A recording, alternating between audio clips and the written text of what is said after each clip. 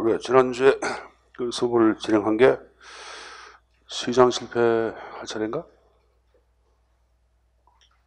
페이지가 몇 쪽이지? 몇 페이지? 29?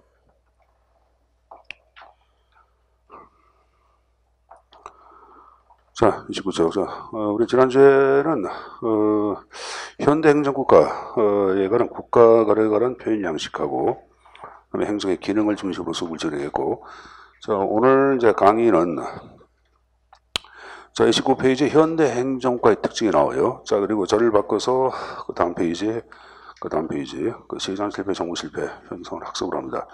자, 굉장히 중요한 파트고 매년 문제에서 1문항씩 등장하는 파트가 오늘 강의에서 소개가 될 거예요. 자, 그럼 29페이지 현대행정국가의 특징을 좀 보겠는데, 특징은 2000년대 아마 이제 초반까지 문제에서 답안서로 등장했던 파트인데, 뭐 최근 문제는 좀 격감을 했어요. 근데 이제 요것이 이제 문제 나올 때는 세 가지 형태로 등장합니다. 일단 현대행정의 양과 질적 특징을 구분시키는 문제 한 문제고, 그다음에 일반적인 특징을 묻는 것들. 그러면 이제 공무원 수가 왜 증가하는지 이걸 하나의 법칙으로 제시한 인물이 있습니다. 그걸 이제 파킨슨 그러는데, 이 파킨슨의 법칙 묻는 것들, 이 세 가지 형태로 등장했지만 최근은 이것이 좀 문제에서 거론됩니다. 여기에 C급 정도 된다고 보시고 내용을 정리할 필요가 있습니다. 자, 그럼 현대행정의 양과 질의 구분 방식을 말씀드리겠는데, 자, 이건 표현 양식이 양의 형태로 표현되는 거. 자, 여기 보자. 확대, 팽창, 양이죠. 확충도 양이죠. 수의 증가, 증대. 요 표현 양식 갖고 있으면 무조건 양이야.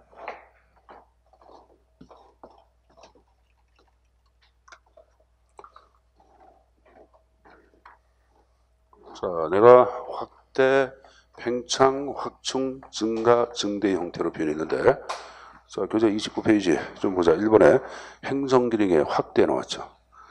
2번에 행정기구의 확충 나왔죠. 3번에 공무원 수의 증가 얘기했고, 4번에 재정규모 팽창, 마지막 공기업 수의 증대 나왔어요. 자, 다음 중 현대행정의 양적 특징이 아닌 것. 1번 행정의 복잡함. 몇 번? 1번. 이렇게 문제 한 문제입니다. 쉬운 문제 여러분들. 자, 근데 이제 굳이 이제 하나 볼 게 있으면은, 자, 이번에 행정기구의 확충 나온 거 봐. 자, 두 번째 줄. 자, 1948년도 정부 수립 이후에 11부 4처가 2019년도 6월달. 그러니까 이제 문재인 정부 때는 2원 18부 5처 17청 6위원회로 증가했고, 자, 그런데 공무원수의 증가 나온 거 봐. 53년도 말 23만 명, 2018년도 12월 말에 약 97만 명으로 증가를 했습니다. 그 다음 페이지 보세요. 자, 그 다음 페이지에 보시면은, 거기 이제 국가공무원하고 지방공무원 수가 나오고 있는데, 이걸 내가 보는 이유는 국가하고 지방 가운데 상대적으로 아직까지는 어디 공무원 수가 보다 많아요. 국가공무원 수가 훨씬 많아요, 여러분들. 60만 명, 이쪽은 여러분들 6만 명 정도 나와 있잖아. 그러니까 비중을 얘기할 때 거꾸로 우리나라 지방공무원은 국가공무원에 비하여 숫자가 크다 그러면 O야, X야?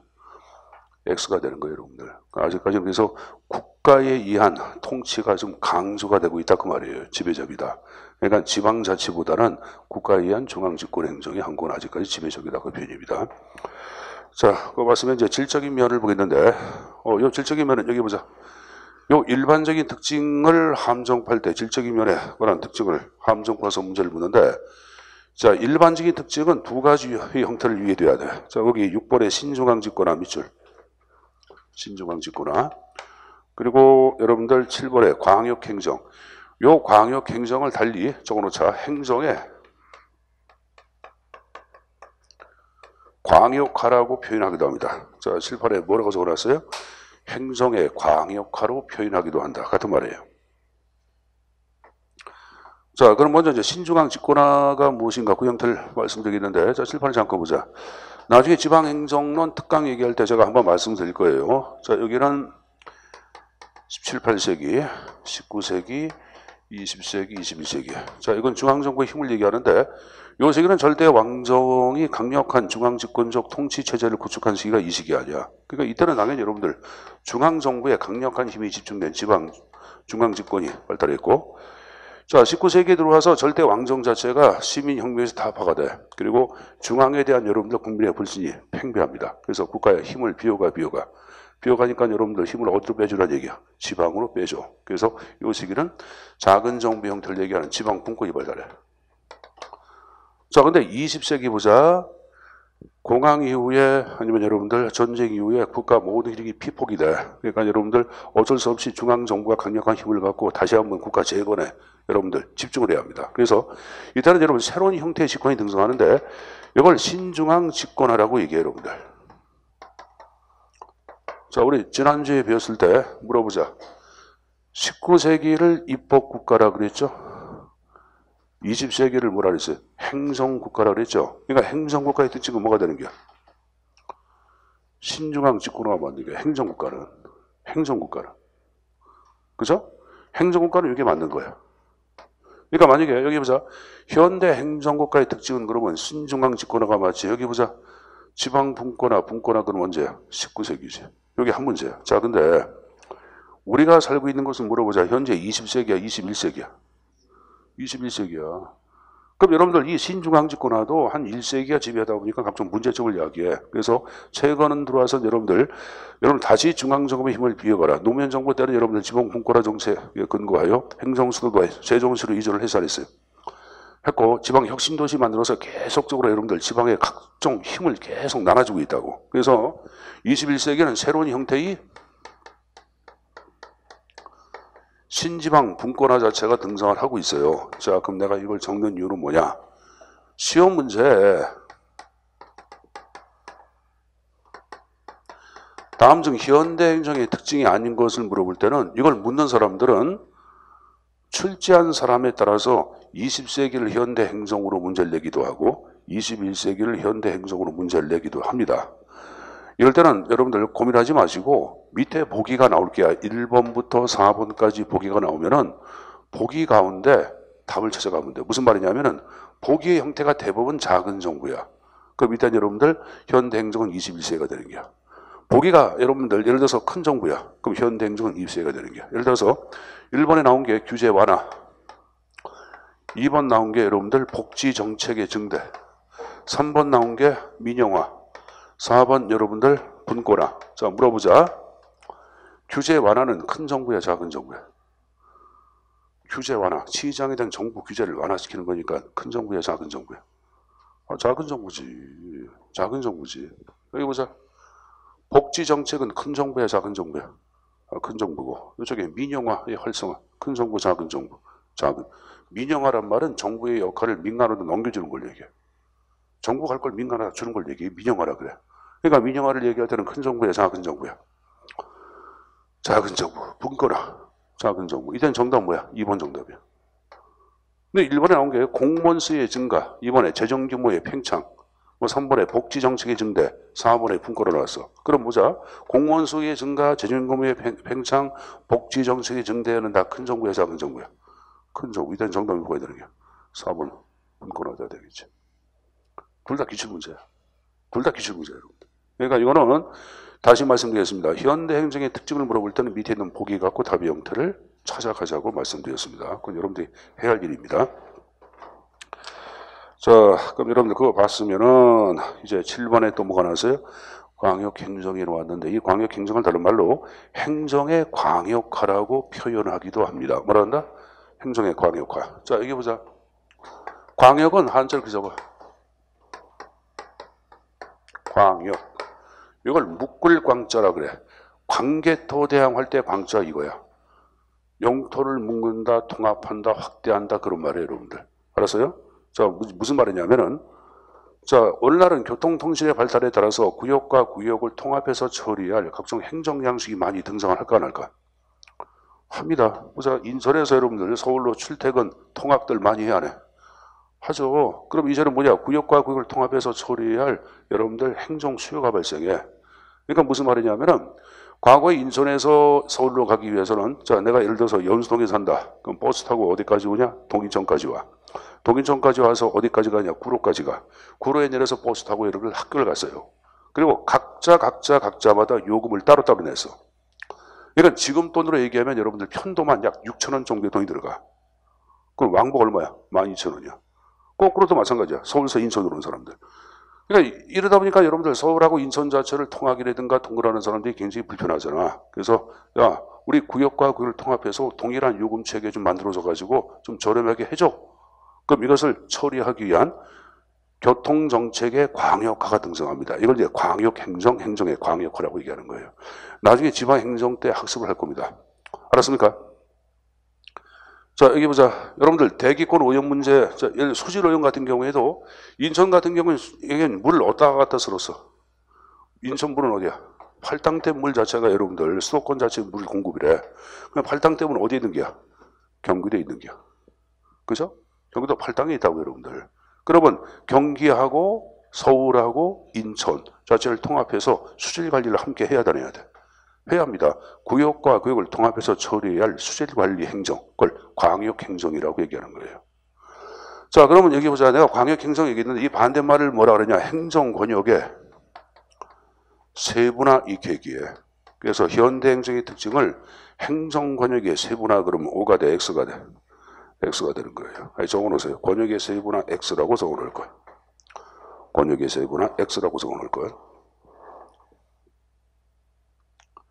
자, 다른 것들은 한번 여러분들이 그냥 부담 없이 나중에 시간 나면 읽어보시면 됩니다. 다른 거 이제 한접할 게 없고. 자, 이제 마지막 정리할 게 바로 뭐냐. 이게 보자. 출제빈도시급, 파킨슨 법칙이 나오죠. 자, 이건 공무원 수의 증가에 관한 법칙인데, 여기 교재 29페이지 봐봐. 자, 29페이지에 중간에 동그라미 3번에 공무원 수의 증가란 말이 나오죠. 23만 명이 97만 명. 아마 여러분들 지금 2019년도 현재는 내가 볼 때는 약 100만 명 정도 됐을 거야. 그러니까 작년 올해 계속 인력을 많이 모집하다 보니까 인력의 형태가 100만 명에 육박을 하고 있을 거예요, 여러분들. 그럼 엄청나게 공무원 수가 증가를 한 거 아니에요, 여러분들. 그렇죠? 그럼 왜 공무원 수가 증가하는지 그 원인을 하나의 법칙으로 제시한 학자가 있습니다. 그게 바로 31페이지의 맨 위에 파킨슨 법칙이라고 얘기하는 거예요, 여러분들. 자, 파킨슨은 영국의 경영사회학자입니다. 그리고 시사평론가고, 이 사람은 1957년도에 여러분들 책을 출간합니다. 그 책 제목이 바로 뭐야? 자신의 이름을 딴 법칙이 나왔고 여러분들 행정의 연구다. 그 여기서 여러분들 영국의 해군성을 대상으로 일정 기간 동안 연구를 합니다. 그 연구 결과 이렇게 얘기해. 야, 특정 조직에 있어서 공무원 수가 증가하는 것은 그 조직이 담당하는 본질적인 업무량의 증가하고는 관계가 없다고 파악해. 다시 한번 본질적 업무량과 관계가 있다 없다? 없다. 그럼 뭐냐? 심리적 요인에 의하여 공무원 수가 증가한다라고 얘기합니다. 자, 거기 영국의 해군성을 대상으로 한 내용이 나올 거야. 거기 여러분들 그 세 번째 줄 보시면 1914년부터 42년도까지 영국의 해군성을 대상으로 연구했다. 자, 근데 여기 보자. 해군성 자체의 본질적인 업무는 함정 업무야. 함정. 응? 근데 함정의 숫자가 1914년도에 550척에서 1차 대전 끝나고 2차 대전 진행 도중에 무려 여러분들 110척으로 감축이 돼. 440척이나 감축이 됐어요. 그러면 생각해보자. 그럼 본질적인 업무가 감소가 됐으면 해군성에 근무했던 행정인력, 군무원 그러죠. 군무원의 숫자가 그만큼 감소가 돼야 돼. 근데 감소되기는커녕 거꾸로 공무원 수가 증가합니다. 거기 몇 점? 7.8배나 증가해요. 7.8배나. 그럼 특정 조직에 있어서 자, 여기 들어보자. 공무원 수의 증가는 본질적인 업무량과는 관계가 있다 없다? 없다고 파악하는 거예요. 그럼 뭐 때문에? 심리적 요인이다. 이를 설명하기 위한 두 가지 법칙이 나오고 있는 거예요. 자, 여러분들 군무원 시험이 하반기에 추가 모집이 발표됐죠. 12월 달에 있습니다. 상반기 한 번 있고 하반기에 보통 한 번 보는데 내가 항상 추가 모집이 있을 거라고 얘기했을 거예요, 여러분들. 그래서 군무원 시험이 12월 달에 한 번 더 시험이 있는데 군무원 시험은 영어를 안 봐요. 한국사도 안 봐요, 여러분들. 국어하고 행정학, 행정법 그 세 가지 과목 갖고 이런 평가를 내리는데 물론 국어하고 한국사 능력, 한국사 같은 한국사 능력 검정 시험, 영어는 공인 영어 시험을 봐야 합니다. 그래서 그건 요건은 여러분들 내가 수업 시간에 얘기했고 우리 원장님한테 한번 여쭤보세요. 그러면 요건 자체가 충족되는 사람들은 원서 접수해서 12월 달에 시험 보면 됩니다, 여러분들. 알았습니까? 행정 인력을 가장 많이 뽑아. 국방부하고 육군하고 해군하고 공군 각각 나눠서 인력을 뽑거든. 그러니까 여러분들 뭐 개략적인 이론수가 나와 있으니까 그 형태를 좀 정해 두시고, 개별적으로 공무원 자체가 지금 얘기한 일반 행정직의 다른 직종에 대해서 관심 있는 사람들은 여러분들 수업 중간 시간에 와서 상담을 하세요. 그럼 내가 아는 것대로 얘기를 해줄게요, 여러분들. 아는 것대로. 예를 들어서 군사정보라는 게 있어. 군사정보는 작년도 올 초 커트라인이 60점이야. 근데 군사정보는 이제 인력을 많이 뽑는데 그 이유가 카메라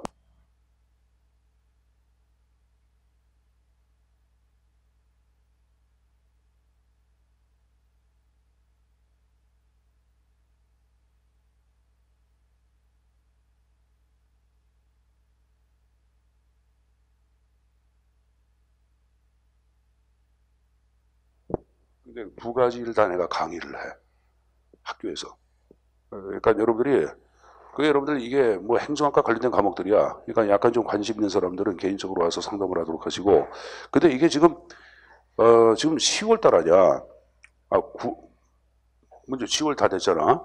12월 달 2개월 정도 공부해서 하기가면 좋은데 그건 쉽지가 않을 것 같아요, 여러분들. 그러니까 개별적으로 관심이 있으면 개별적인 상담을 하도록 하라고 얘기한 거예요, 여러분들. 알았습니까? 근데 이제 일반 행정 공부를 하시면은 지금 얘기한 식으로 국가직, 지방직도 시험 볼 수 있고 지금 얘기한 군무원 일반 행정도 시험 볼 수가 있습니다. 그러니까 여러분들이 교수님 군무원하고 일반 행정하고 어느 게 시험 문제가 어려워요? 일반 행정이 어려워. 군무원 시험은 쉽게 나와. 대신 문항이 좀 많아. 문항이.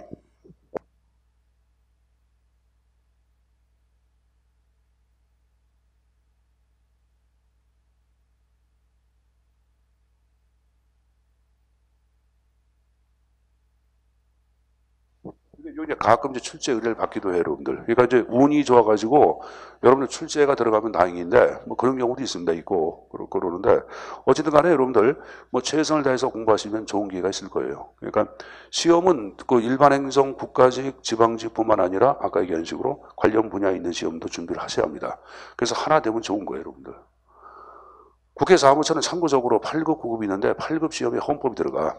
우리가 이제 지금 얘기한 우리 국어 행정학, 뭐 행정법, 영어 쭉 요거하고 여기다가 뭐가 들어간다?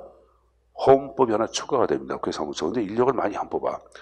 그러니까 여러분이 국회 사무처 9급은 넣습니까? 9급은 여러분들 속기직을 뽑아. 속기. 이걸 속기하는 거 뭔지 알죠? 옛날에 다 썼지만 이제는 컴퓨터 속기를 해. 그 자격증을 따야 돼. 그럼 여러분들 자격증을 딴 사람만 시험 봐. 속기사 자격증을 가진 사람들. 그러면 속기사 자격증은 어디서 타냐? 컴퓨터 전문 학원에서 그걸 강의하는 데가 있어. 그러니까 여러분들이 내가 여러분이라 그러면은 그럼 그쪽은 여러분 제한 경쟁이죠. 왜? 속기사 자격증을 가진 사람들이 많을까 적을까? 적다 보니까 그래서 거기는 기껏해야 한 3대 1밖에 안 돼요, 여러분들. 3대 1. 그러면 어떻게 하면 좋겠어? 속기사 자격증을 따면 돼, 안 돼? 따면 되겠지. 따서 여러분 시험 보면은 구급대회가 굉장히 쉬워요, 여러분들.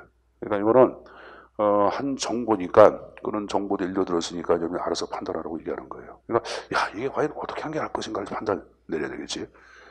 노동행정직이 있어요. 직업상담이라든가 노동행정 같은 경우에는 직업상담사 자격증을 따면 여러분들 가산점이 있어. 가산점 5점인가 3점이 있어요, 여러분들. 5점인가? 그럴 거예요.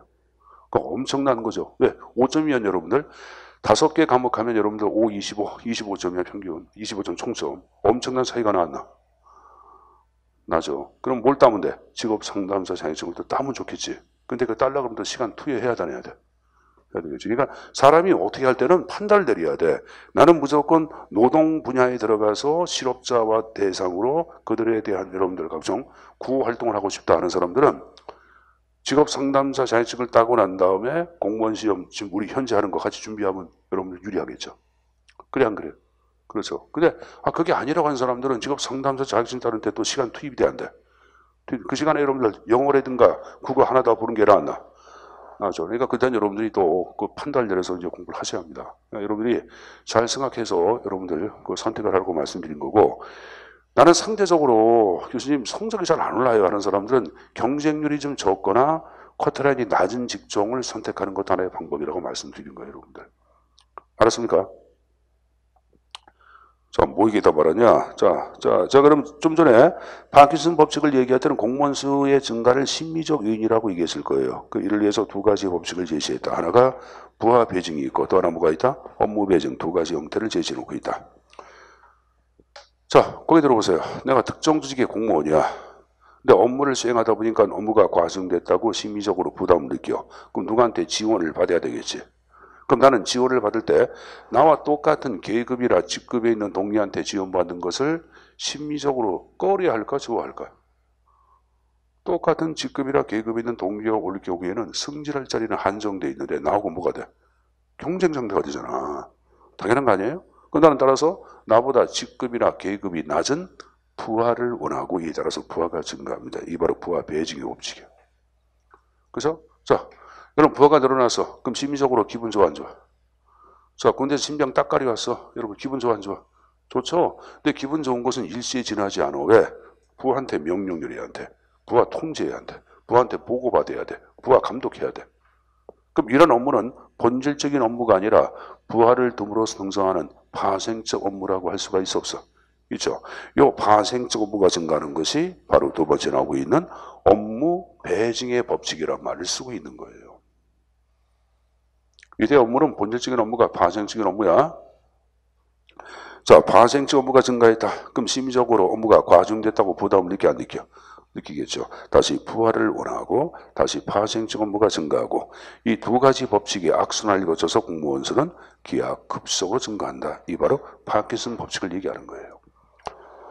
자, 그래서 여러분들 거기 그 부하 배증과 업무 배증 나왔고 3번, 4번, 5번까지 쭉 얘기했어요. 자, 현재 보자. 현재 우리가 배우는 사회과학, 행정은 사회과학 아니야. 그럼 사회과학은 자 필연의 법칙이 지배해, 예외의 법칙이 지배해. 예외가 항상 중요해요. 자연과학은 여러분들 법칙, 원칙이 나오면 절대 불변의 진리처럼 여러분들 확고한 확고부동한 위치를 가져. 중력의 법칙, 상대성의 원리 이런 것들은 확고부동한 원리 원칙으로 자리를 잡아. 근데 사회과학은 예외가 있어. 그럼 이것은 여러분들 파킨슨 법칙은 사회 현상을 탐구한 거기 때문에 여러분들 예외에 따른 비판이 있을까 없을까? 있겠죠. 그래서 그 밑에 비판이 나온 거예요. 비판. 그럼 이 파킨슨 법칙은 여러분들 어떠한 경우를 설명할 수 없냐? 거기 두 가지가 나와. 국가 비상사태 그리고 개발도상 국가의 공무원 수의 증가 현상을 설명할 수가 있다 없다? 없다고 비판을 받아요. 자, 여러분 그대로 보자. 지금 대한민국 비상사태죠. 청년 실업 문제 심각하잖아. 그래 안 그래요? 청년 실업 문제 심각을 하잖아요, 여러분들. 그럼 여러분들, 자, 그럼 청년 실업 문제를 해결하기 위해서는 정부가 모범적 고용주로서 총대를 매야 돼. 그럼 현 문재인 정부 때는 여러분 과거 어느 정부보다 인력을 많이 뽑아 안 뽑아? 2020년도 발표한 거 18,000명 이런 증가한 거. 이거 지금 여러분들 문재인 정부가 계속 많이 뽑았죠. 가장 많이 뽑는 게 2018년도에. 그렇죠? 그럼 이런 국가 비상사태 시 여러분들 이렇게 공무원 수가 증가하는 것은 심리적 요인이 아니라 국가 정책적 요인 때문에 공무원 수가 증가하는 거 아니야. 이런 것들 설명할 수 없다고. 또 하나 개발도상 국가는 국가 주도의 경제 정책을 피다 보니까 막대한 인력이 정부에서 필요할 수밖에 없는 거예요.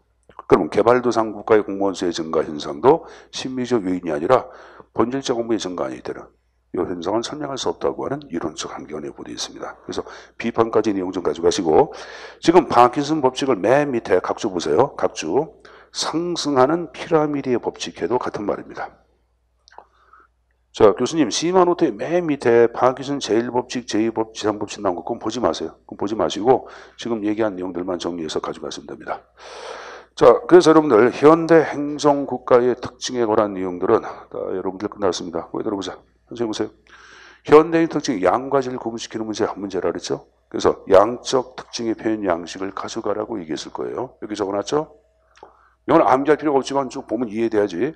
팽창, 확대, 확충, 증대, 증가는 양이라고 얘기했고 자 일반적인 특징은 두 가지를 함정을 판다. 신중앙 직고라. 그래서 분꼬라가 나올 때는 물음표에 두고 밑에는 보기 1, 2, 3, 4를 갖고 답의 형태를 찾아가라고 얘기했을 거예요. 자 그리고 행정의 광역화 얘기했죠. 이걸 행정권익의 세분화 그럼 5가 돼, X가 돼. X라고 제가 말씀드렸고 자 공무원 수의 증가가 하는 법칙을 무슨 법칙이라 했다? 파킨슨 법칙. 그래서 파킨슨 법칙도 기본적인 내용들 숙지해서 가져가셔야 합니다. 알았습니까? 자 이제 절을 바꿔서 32페이지 제2절의 시장 실패, 정부 실패를 이제 입문을 하겠습니다. 자 이쪽은 제가 이제 뭐 간략하게 왜 시장 실패나 정부 실패가 왜 나왔냐? 이건 경제학의 이론이야. 그럼 여러분들이 아니 경제학 이론이 왜 행정학의 이론의 형태로서 등장을 했습니까? 하고 질문들 하는데 자, 최근 우리가 얘기하는 정부 형태는 큰 정부보다는 여러분들 작은 정부 형태를 많이 얘기해요. 물론 문재인 정부는 예외적으로 인력을 많이 뽑고 있지만 일반적인 전 세계의 추세는 여러분 작은 정부야. 그러면 현재 작은 정부를 얘기한다는 것은 그 이전에 큰 정부가 있었고 큰 정부가 각종 문제점을 야기했기 때문에 작은 정부가 필요한 거지. 그럼 이 큰 정부의 문제점을 우린 일명 정부 실패라고 얘기하는 거예요.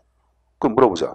큰 정부가 등장한 이유는 그럼 이전에 시장이 제대로 작동을 했다 못했다? 못했다. 그래서 여기에 개입하다 보니까 큰 정부가 등장한 거야.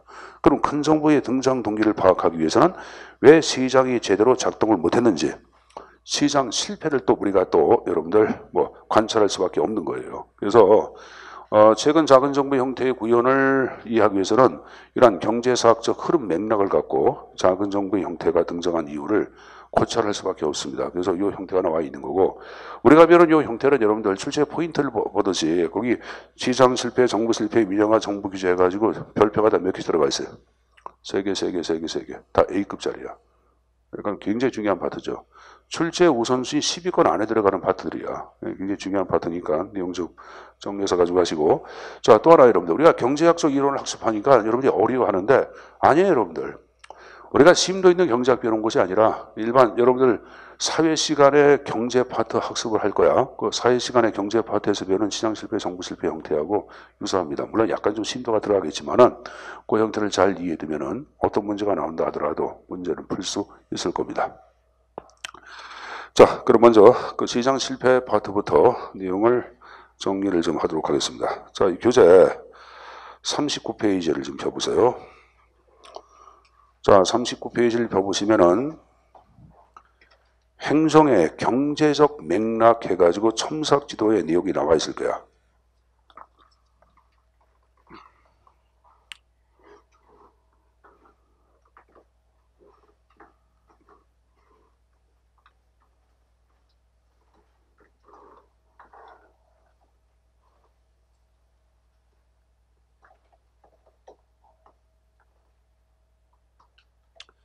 자, 그래서 이제 그 형태에 관한 내용을 말씀드리겠는데, 자, 거기 교재를 보면서 같이 정리하시면 됩니다. 이거 별도로 필기할 필요는 없어요.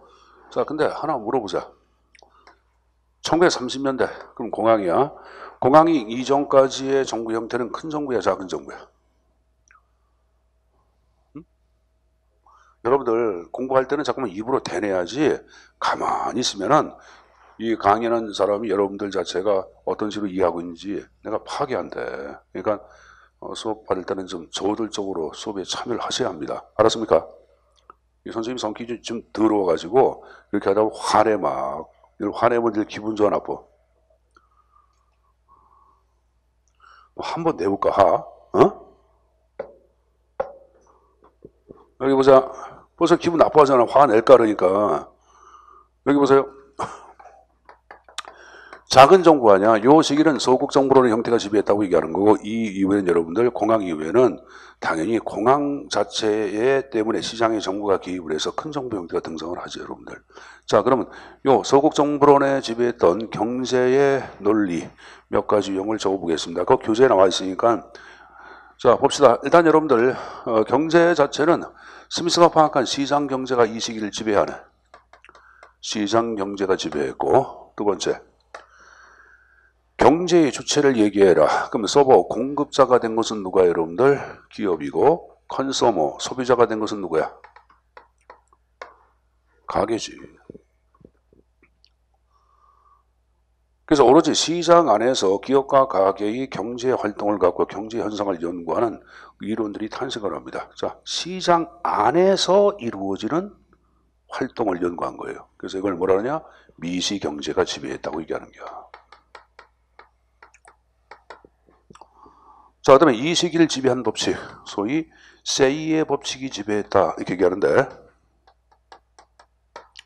자, 세이의 법칙은 공급이 수요를 결정한다. 이걸 세이의 법칙이라고 얘기하죠. 다시 한번 공급이 수요를 결정한다. 이걸 세이의 법칙이라고 얘기해. 자, 여기 보자. 우리가 19세기 초 산업혁명 초창기까지만 하더라도 아직까지 공장의 형태는 공장제 간의 수공업 그럼 손에 의해서 제품이 생산되니까 생산량이 많을까 적을까? 적겠죠. 그럼 시장에 내놓으면 무조건 팔려 안 팔려? 무조건 팔립니다. 이걸 우리는 공급이 수요를 결정한다고 부른 거예요. 왜? 공급량이 작다 보니까 공급에 의하여 수요가 좌우되는 거예요. 자, 그러나 19세기 말 산업혁명 자체가 본격적으로 가동이 되고, 자, 20세기 초에 들어와서 대량 생산 체제가 확립이 돼. 근데 이렇게 대량 생산 체제가 확립됐음에도 불구하고 아직까지 기업을 이끌어가는 기업가들은 요 세이의 법칙이 절대 불멸의 진리임을 의심치 않아. 그러니까 무조건 여러분들 시장에다가 생산해서 공급하면은 무조건 팔린다고 생각했습니다. 그러나 수요보다 훨씬 초과한 공급, 물건이 팔려 안 팔려? 안 팔립니다. 그래서 불황이 가속화돼요. 1930년대 경제 대공황이다 하는 거대한 늪에 빠져. 그럼 이때부터 왜 시장은 제대로 작동 못했는지 시장 실패 현상을 연구하는 각종의 이론들이 탄생을 하는 거예요, 여러분들. 자, 그러면 이제 시장 실패 현상을 이제 하나하나 학습할 텐데, 다시 계속 칠판을 보자. 이 시장 실패 현상 자체를 우리가 정확하게 이해하기 위해서는 건전시장이 무엇인가를 먼저 알아야 돼. 그리고 이 건전시장이 하나하나 깨지는 것을 우리는 뭐라 하냐? 시장 실패라고 얘기하는 거예요. 그럼 건전시장은 자, 경제학에서 파악하고 있는 양대 경제 이념이 있어요. 하나가 뭐가 있냐면 효율성이 있어요. 이거 뭐 무조건 들어가는 거죠. 에피션시. 그리고 이코티라고 하는 공평성이 있어요. 이 공평성을 형평성이라고 번역해도 상관이 없습니다. 이걸 양대 이념 그러고 이 두 가지의 이념이 구현되는 시장을 건전시장이라고 보통 얘기를 해요, 여러분들. 자, 그러면 제일 먼저 효율성 자체가 구현되는 첫 번째 건전시장의 조건은 바로 뭐다?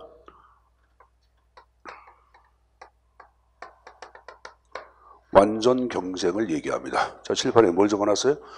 완전 경쟁. 자, 완전 경쟁은 뭘까요, 여러분들? 스미스가 파악한 시장 경제 원리의 가장 여러분들 기본이 되는 것은 기회균등이야. 그럼 기회균등은 누구나 시장 가서 물건을 사고 팔 수 있다, 없다?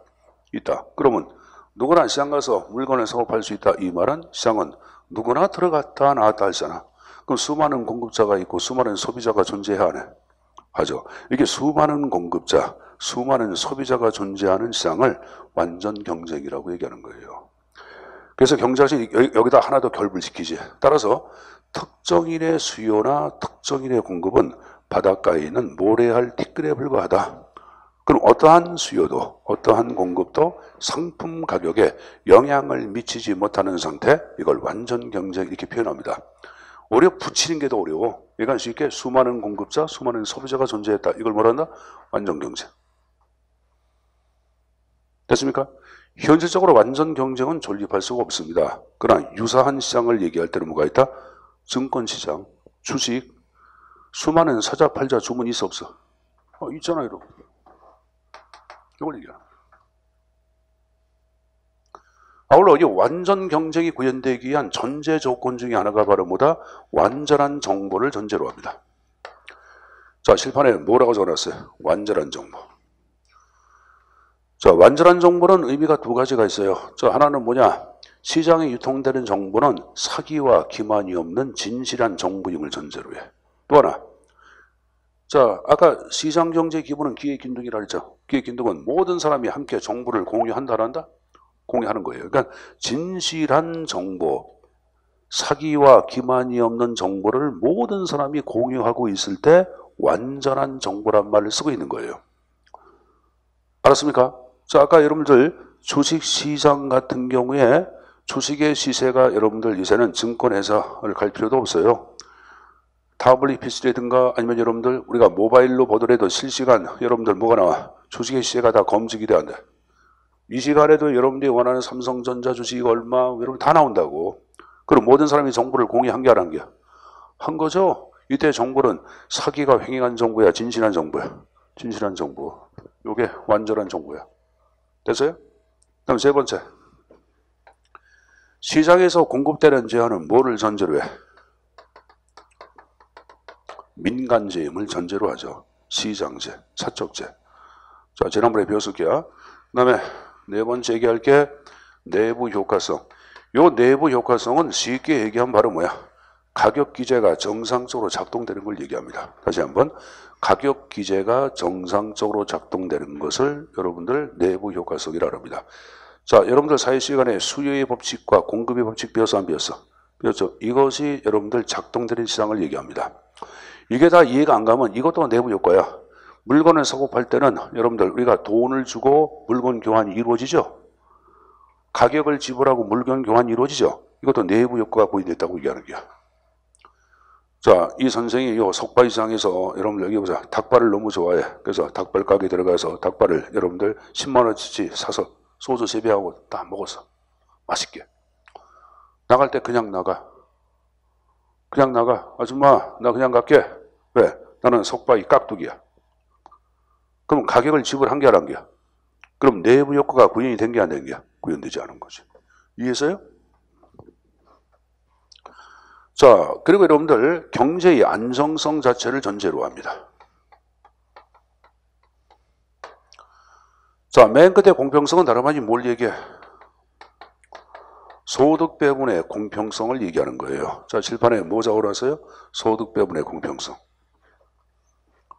그럼 칠판에 정리한 이런 것들이 하나하나 깨지는 것이 바로 뭐라 그런다?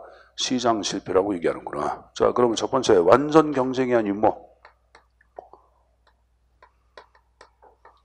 불완전 경쟁. 완전한 정보가 아닌 뭐? 불완전 정보. 민간제가 아닌 공공재. 내부 효과가 아닌 뭐? 외부 효과서. 경제 안정성이 깨져. 경제의 불안정성. 이걸 여러분들 다시 길게 적으면은 경기 침체 들어가는 거예요. 실업자의 증가 들어가는 거예요. 인플레가 발생했다? 들어가는 거예요. 이 경제의 불안정성을 얘기하는 거지. 풀어쓴 거야. 그러니까 경제의 불안정성도 맞는 말이고 경기 침체, 실업의 증가, 인플레의 발생 이것도 다 맞는 말들입니다. 자, 마지막 나온 게 뭐야? 소득 배분의 공평성이 깨져. 바로 뭐야? 소득 배분의 불공평성, 불공정성. 또 얘기하면 뭐야? 빈익빈, 부익부 현상을 얘기하는 거예요. 알았습니까? 자, 여기 보자. 그러면 요즘에 불완전 경쟁 자체는 쉽게 독점이나 과점을 얘기하는 거 아니야. 그럼 당연히 자연 독점도 여러분들 독점의 형태에 들어가 안 들어가? 들어가죠. 그래서 여기 보자.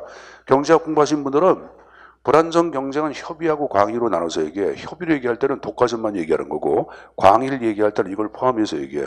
근데 이렇게 분리해도 상관이 없고 이걸 넣어서 봐도 상관이 없어요. 자, 근데 제가 자연 독점 자체도 시장 실패의 원인에 들어간다. 자, 지난번에 제가 자연 독점을 얘기했는데 이 자연 독점의 근본적인 원인을 알고 가야 돼. 뭐야?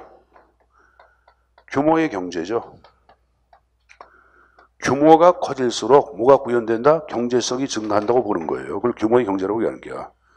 규모와 경제는 비례 관계다 그런 말이에요.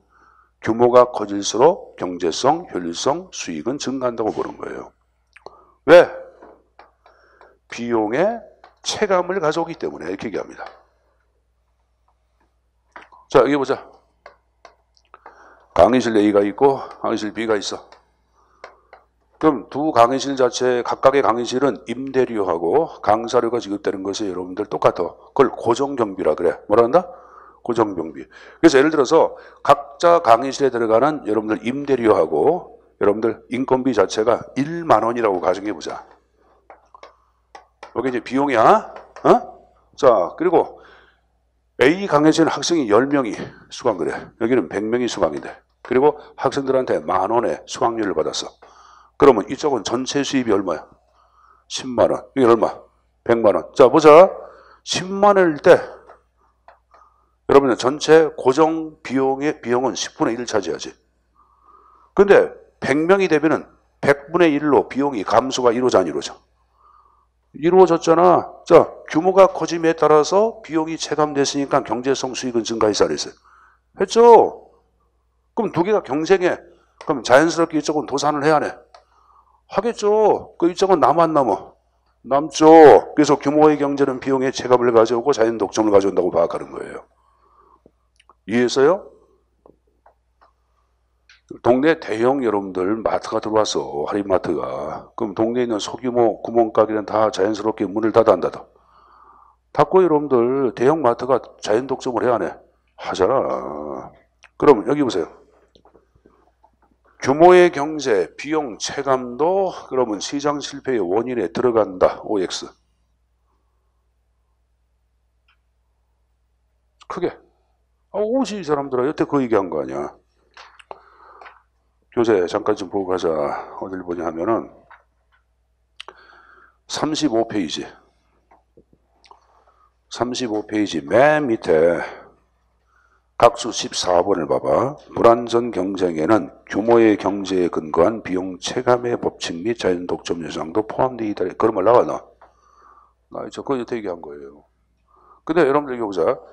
이런 것이 시험 문제에 나오면은 10명 가운데 5명은 틀릴 거예요. 그러니까 이걸 맞으라고 얘기하는 거야. 교수님 이것도 시험 문제 나왔습니까? 아직까지 문제가 안 나왔어. 근데 모든 행정학 교재에서는 이 형태를 보통 정리를 해두고 있기 때문에 여기까지 가지고 가는 게 안전한 거예요. 알았습니까? 자, 그럼 다시 적보자. 불완전 정보 자체를 얘기하던 여러분들 뭘 얘기해? 자, 아까 정보는 여기 보세요. 시장 유통된 정보는 거짓이 없는 진실한 정보. 모든 사람이 정보를 공유한다 그랬죠. 불완전 정보는 그게 아니죠. 사기와 기만이 횡행한 정보, 한쪽이 정보를 딱 갖고 있는 게야. 그 정보를. 자, 이준구 교수, 서울대 경제학과 교수야. 이 사람이 쓴 재정학책 같은 경우에는 불완전 정보를 뭐로 파악하고 있냐면은 요거를 중고차 매매센터 시장이라고 파악하고 있어요. 자, 보자. 중고차 매매센터 가면은 이런 중고차가 있겠지. 겉만 번지르르 하고 엔지 망가진 중고차가 있을까 없을까? 있겠죠. 그럼 이런 중고차에 대한 정보는 매매센터 사장이 장악합니까? 손님이 장악합니까? 당연히 누가? 사장이 장악하죠. 그러면 손님은 그러한 정보가 없다 보니까 이러한 중고차를 터무니없는 고가를 지불하고 매입하기도 해야 하네. 하잖아요, 여러분들. 사기와 기만이 행행한 정보 아니야? 왜? 한쪽의 정보를 장악하고 있기 때문에. 그래서 이것을 정보의 뭐라 하느냐? 불균형이라 그래. 뭐란다? 정보의 불균형. 적어놔. 정보의 밀집성. 한쪽으로 정보가 이렇게 쏠려 있다고 말이야. 그러니까 여러분들 불완전 정보, 정보의 불균형, 정보의 밀집성 몽땅 다 같은 말이에요, 여러분들.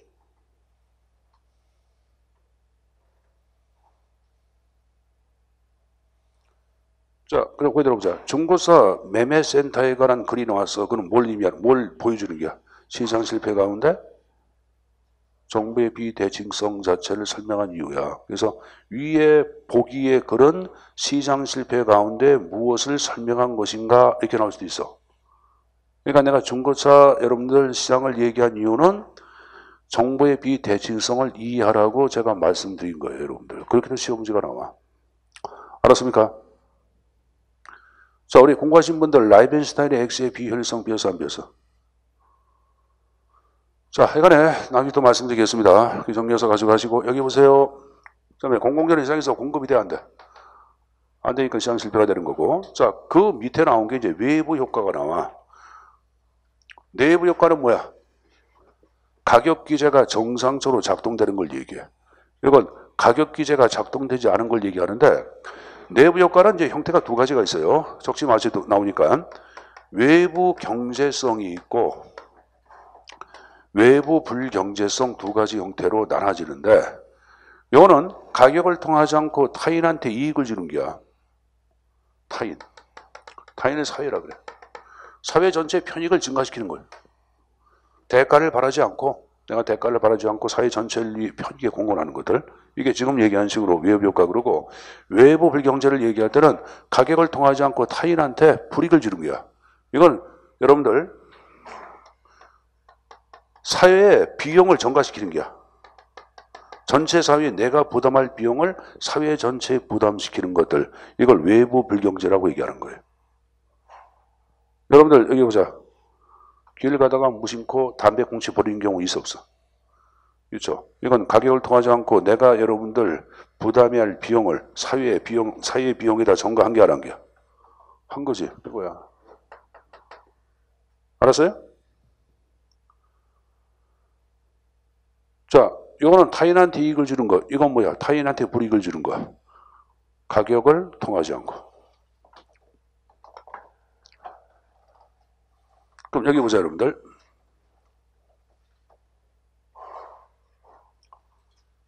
그래서 항상 예전이 기다는데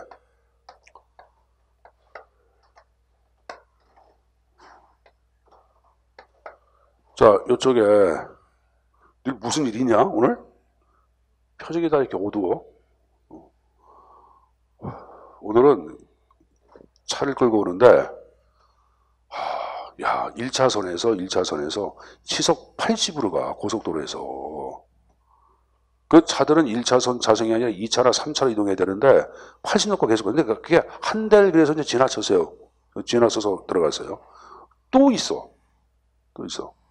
그러니 여기 문학경기장 딱 오니까 차가 꽉 막히더라. 그러니까 오늘 느낌이 차가 막힐 것 같다는 느낌이 들더라고. 그래서 평상시보다 선생님이 5분 일찍 나왔거든요.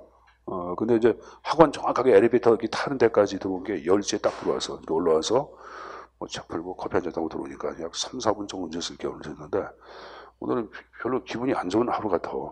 이런 표정도 그렇고 미안하다. 기분도 안 좋은 날, 이 더러운 행사 공부해서 미안하다. 바깥에 날씨 이상하죠? 어죽충충한 게, 그죠? 자, 여기 보세요. 여기 보자. 여기 예를 들어서 인천 행정고시 학원이야. 이쪽에 인천 노래방이 있다. 여기 인천 술집이 생겼어. 자, 그럼 인천 술집이 생김에 따라서 노래방 매상권은 당연히 오르겠죠. 한 잔 마시고 한 곡 뽑으러 가, 안 가? 그러면 이건 가격을 통하지 않고 타인한테 이익을 줘서 안 줬어. 이걸 외부 경제라고 하는 거야. 알았어요? 자, 근데 여기 보자. 술집이 생겼어. 술 먹고 여러분들 여기 엘리베이터에 누워가지고 지나가는 여학생들 희롱해. 야, 여자애 놀자. 남학생한테 시비 걸어. 야, 맑고 같은 놈하고 시비 걸어. 그럼 인천 행정고시 학원에다가 매출에 타격을 줘, 안 줘? 주죠? 가격을 통하지 않고 타인한테 불이익을 줘서 안 줬어. 이걸 뭐라 그래? 외부 불경제. 이해했어? 이해했죠? 그럼 가격 기제가 작동이 안 돼서 시장 실패로 파악하는데 정확하게 할 때는 이렇게 이해돼야 돼. 자, 시장에 있는 인간은 자, 물어보자. 물건을 살 때 물건값을 깎으려고 그래? 돈 더 주려고 그래? 여러분들. 청바지 얼마니까 10만 원이에요. 그럼 8만 원이지 깎으려고 그러지? 10만 원이에요? 20만 원 줄게 하는 미친 사람 있어 없어? 깎으려고 그러잖아. 그럼 파는 사람은 거꾸로 돈 더 받으려고 해, 안 해? 그럼 시장에 있는 공급자나 여러분들 소비자는 자신의 이익을 추구하는 사람이야? 타인한테 이렇게 배려하고 헌신하는 사람이야? 자신의 이익을 추구하는 이기적인 존재야. 자, 내가 이기적인 존재라 그랬어요. 시장인 인간 굉장히 중요한 편이야. 사악한 존재야. 그쵸? 착한 존재가 아니라 사악한 존재야. 그럼 여기 보자. 이거는 가격을 통하지 않고 타인한테 이익을 주는 거니까 남이 잘 되는 거 아니야. 그럼 사악한 존재는 남이 잘 되는 걸 좋아해, 싫어해? 싫어합니다. 사촌이 땅을 사면 배가 아프잖아. 그래서 이런 외부 경제가 발생하는 것은 가급적 안 하려고 해. 안 하려고. 잘 생각해봐, 여러분들 심리를. 그래서 이것은 공급이 적정 공급이 실패해.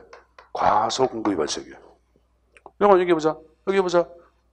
이건 내가 비용을 부담할 것을 사회에다 비용을 전가시키는 게야. 자, 시장 인간은 사악한 존재니까 이런 거 하려고 해, 안 해? 사악한 존재니까 하려고 해, 안 해요? 하려고 하겠죠. 그래서 저건 과다 공급이 발생하는 거야. 그래서 적정 공급이 실패했기 때문에 시장 실패로 보는 거예요. 요번에 교재에 나와. 34페이지에 여러분들 거기 외부 경제, 외부 불경제 하단에 박스에 그 내용이 나와요, 여러분들. 자, 그럼 34페이지. 하단에 나와 있잖아요, 여러분들. 자, 근데 다시 여기 보세요. 여기 보자. 외부 효과성에서 효과를 줄여서 외부성이라고 표현하기도 합니다. 뭐라고 표현한다? 외부성에도 상관이 없어요. 외부 효과나 외부성은 같은 말이야. 알았죠? 그래서 다시 여기 보자. 외부 경제를 뭐라 그러냐? 거기 34페이지 하단 봐봐. 정의 플러스를 얘기하는 게야. 정의 외부성 그러고 그 밑에 여러분들 외부 경제를 부의 뭐라는다? 외부성에도 같은 말이에요. 그러니까 뭐 정외부성이나 부외부성 나왔다고 틀리다고 생각하지 마시고 34페이지 하단 박스에 나와 있잖아. 같은 말이니까 그렇게 내용 정리해서 가져갈 필요가 있습니다. 알았습니까? 내용 정리해서 가져갈 것. 자, 그래서 일단은 외부성까지는 다 이해한 거로 간주하고, 자, 기타 여기 보자. 뭐 경기 침체, 소득의 불공평성 이거 다 시장 실패에 들어간다고 보신다는데 하나 유의할 게 경제학에서는 여기 보세요. 경제학에서는 경제에서 가장 최고의 이념은 뭐야? 경제성이야, 공평성이야? 경제성이지. 스미스의 시장 경제의 이론은 시장은 여러분들 자기 치유 기능이 있기 때문에 여러분들 자기 치유 기능이 있다고 파악하고 열심히 일하는 사람이 보다 많이 가지고 가고 열심히 일하지 않은 농땡이 핀 애들은 덜 먹고 배고픈 거 다 내다고 파악해. 그러니까 없는 자들, 힘없는 자들의 이익을 고려해야 안 해? 고려 안 합니다. 그래서 엄밀한 의미로 건전시장 자체를 고전파 경제학자들에서는 요건 안 봐, 이것만 봐. 요것은 아니라고. 요건 여러분들 30년대 이후에 규제 자본주의, 수정 자본주의를 얘기하는 사람들 자체가 요걸 또 하나 추가시킨 거지 이전까지만 하더라도 여기까지 이렇게 다 끝난 거야. 그래서 경제학에서는 요 소득 배분의 불공평성을 시장 실패로 보지 않고 시장의 한계라 그래. 뭐라 한다? 시장의 한계. 이거 혹시 여기 보자. 7급 공부하시는 분들 위에 것까지는 시장 실패로 보고 경제학에서 이걸 뭐라 한다? 시장의 한계로 파악한다. 근데 행정학은 그냥 다 시장 실패로 파악을 해. 굳이 요걸 뭐라 하냐면은 시장의 외재적 결함이라 그래. 뭐라 한다? 외재적 결함. 한 두 가지가 있는데 하나만 가지고 가겠습니다. 미리 좀 보고 가겠는데 어디를 보냐 하면은 32페이지.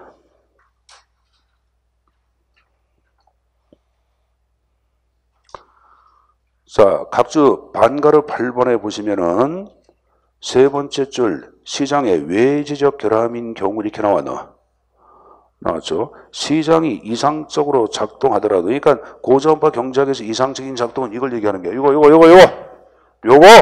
얘기야. 요거. 근데 요거는 여러분들 소득 공평성은 여러분들 이거는 여러분들 해결이 안 돼. 그래서 이것을 시장의 외재적 결함이라고 얘기합니다. 그냥 여러분들 그냥 외우지 마시고 그냥 이거만 체킹해둬 여러분들. 이거 다른 거 보지도 마. 이거 하나만 좀 정리하겠습니다. 요거는 뭐라 한다? 그냥 시장의 외재적 결함이라고 한다. 굳이 행정학에서 얘기할 때. 그러니까 문제가 좀 깊게 들어가면은 거기까지 나올 수가 있어. 그냥 일반적으로는 전체 다를 시장 실패로 파악을 하는 거고요, 여러분들.